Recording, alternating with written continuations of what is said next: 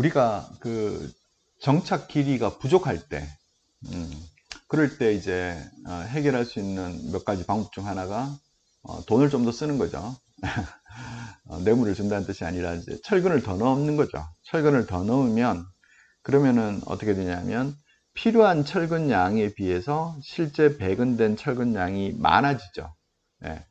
그래서 이제 철근 양을 많이 넣게 되면 그러면 이제 좀 짧게 할 수 있다는 거예요. 예.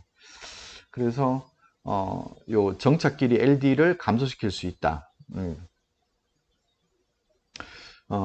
그런데 이제 문제는 뭐냐면 FY를 발현을 해야 된다. 무조건. 철근을 아무리 많이 넣어도 FY를 발현해야 된다.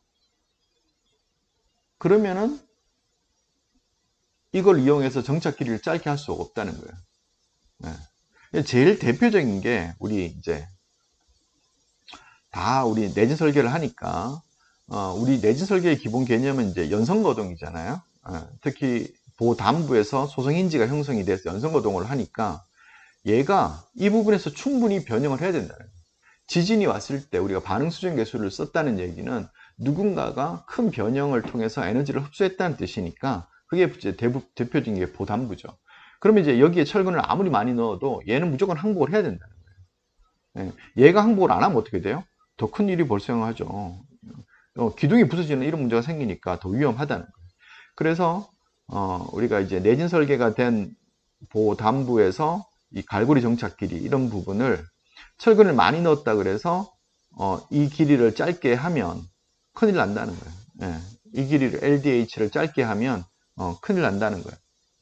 그래서 이 초과 철근량 보정을 할 수 없는 조건이 더 중요하고 뭐 웬만하면 그렇게 쓰지 않으면 좋겠어요. 이제 꼭 써야 된다면 초과 철근량을 넣어서 길이를 짧게 해야 되는 거는 진짜 순수하게 중력 하중이나 단기 하중, 단기 하중이라 그러면 또 위험하죠. 하여튼 중력 하중에서 그리고 작용되는 하중이 분명한 경우 그런 경우에만 철근량을 더 넣어서 힘을 분산시킨다. 그렇죠? 그래서 이제 우리 기준에서는 해설에서 이걸 쓸 수 없는 거가 받침부에서 정모멘트 철근의 정착. 예, 요거는 사실은 이제 인테그리티 철근이라고 그래가지고 그 일체성 철근인 거죠. 그래서 이제 얘는 절대 빠지면 안 돼요.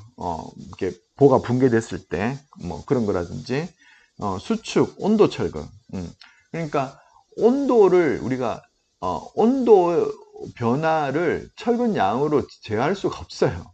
그건 이제 그냥 어떻게 돼요? 철근을 넣어서 가는 균열을 여러 개 발생시키겠다는 게 목적인 거지, 철근을 많이 넣어서 온도 변화에 저항을 한다. 이거는 이제 안 맞다는 거예요. 네, 그래서 이제 이렇게 변형이 생기는데 철근을 넣어주면 콘크리트와 철근이 이제 일체화하기 때문에 붙어 있기 때문에 하나의 큰 균열이 안 생기고 이제 균열이 쭉 분산 된다는 거예요. 자, 그래서 이제 이번 시간에는 뭐를 얘기를 하려고 하면 초과 철근량 보정 개수를 적용할 수 있는 것하고 없는 것하고 구분을 하는데 웬만하면 적용하지 말라는 거고, 적용이 가능한 부분은 어디냐면 정착이에요. 정착, 정착, 정착, 정착, 정착인데 우리가 이제 KDS 142052는 내진 상세가 아니에요. 내진 상세에서 따로 요구하는 것들은 따로 있기 때문에 이건 내진 상세가 아니라고 생각을 하시면 돼요. 물론 이제 내진 상세랑 이제 142052에서 하는 거랑 상세가 거의 같기 때문에 우리가 뭐 그게 그거지라고 생각하는데, 그래서 이제 중력 하중에 주로 중력 하중에 저항하는 거지 특수 모멘트 골조나 특수 연단벽 이런 거는 아니다라고 분명히 이해를 하시면 되겠고요. 그 다음에 이제 적용할 수 없는 것이 중요하겠죠. 예, 적용할 수 없는 것. 그럼 정착 중에서도 다발 철근을 하지 마라. 이제 이거는 이제 다발 철근에 대한 부착 능력이 실은 뭐 좀 그렇게 명확하지도 않고 연구도 덜 돼 있고 또 약해요. 예. 그 다음에 요 부분을 실은 이제 오늘 얘기를 하고 싶어요. 갈고리 철근이 원래 있어요. 원래 할 수 있어요. 할 수 있는데 지금 이제 목표로 하고 있는 거는 26년 12월 개정 예정인 기준에서는 요거를 이제 제외할 계획이에요. 얘를 이제 할 수 없도록. 또 불리하다 이렇게 하실 수 있는데, 갈고리 정착길이 잘 계산하면 굉장히 짧아요. 굉장히 짧기 때문에 그걸 더 줄인다고 해서 그렇게 크게 메리트가 없어요. 굉장히 불안해집니다. 그 다음에 이제 같은 이유로 제가 뒤에 말씀드리겠지만 확대머리 철근 할 수 없고요. 그 다음에 이음은 할 수 없어요. 이음들은 할 수 없어요. 힘이 적게 들든 많이 들든 이음은 초과 철근 양에 의한 보존 개수를 할 수가 없다. 왜냐하면 우리 강구조의 용접하고 마찬가지인데, 접합하고 마찬가지인데, 우리가 무엇인가를 이었다고 하면 무조건 여기가 파괴돼야 되지 이 이음부에서 파괴돼서는 안 된다는 거예요. 자기들의 힘이 얼마든 상관이 없어요. 얼마든 상관이 없이 설계 하중을 초과하는 상황이 발생을 했을 때, 또는 뭐 어떤 외부의 어떤 의도하지 않은 충격이 왔을 때 모재가 파단이 돼야 되지 접합이나 이음부가 해서는 안 되기 때문에 이음부에서는 초과 철근량을 넣는다고 해서 그걸 짧게 해줄 수가 없다. 이거를 이제 분명히 하셔야 되고요.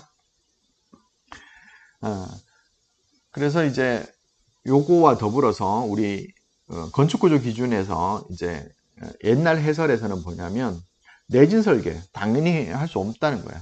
그래서 항복 강도가 무조건 발현돼야 돼요. 그러니까 이게 좀 표현에 문제가 있는데, 항복 강도가 발현된다는 뜻이 아니라 항복해야 된다는 거죠. 강도가 낮아도 상관없어요. 항복해야 한다. 항복해야 하는 곳에서는 이걸 할 수가 없다는 거예요. 그리고 ACI 318에서는 좀 더 상세하게 설명을 하고 있어요. 불연속 지점에서 끝나는 경우 담부라는 것이죠. 그다음 FI 발현이 요구되는 곳, 철근이 연속되는 곳, 지진 범주, 그 다음에 이제 갈고리 철근, 확대머리 철근, 기계 정차 이런 데는 쓸 수 없다라고 규정을 하고 있습니다. 그러면 이제 갈고리 철근에서는 왜 할 수 없느냐 하면, 갈고리 철근을 할 수는 없냐 하면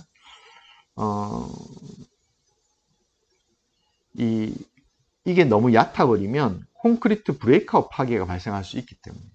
콘크리트 브레이크아웃이라는 건 뭐냐면 우리 이렇게 잡아당겨서 뽕 뽑히는 거예요. 그러니까 펀칭 시어 비슷하게 이렇게 뽕 뽑혀가지고 우리 이제 콘 페일러, 뭐 앵커의 콘 페일러 이렇게 얘기하듯이 그러니까 이제 잡아당겨가지고 철근을 잡아당겼더니 어떻게 돼요?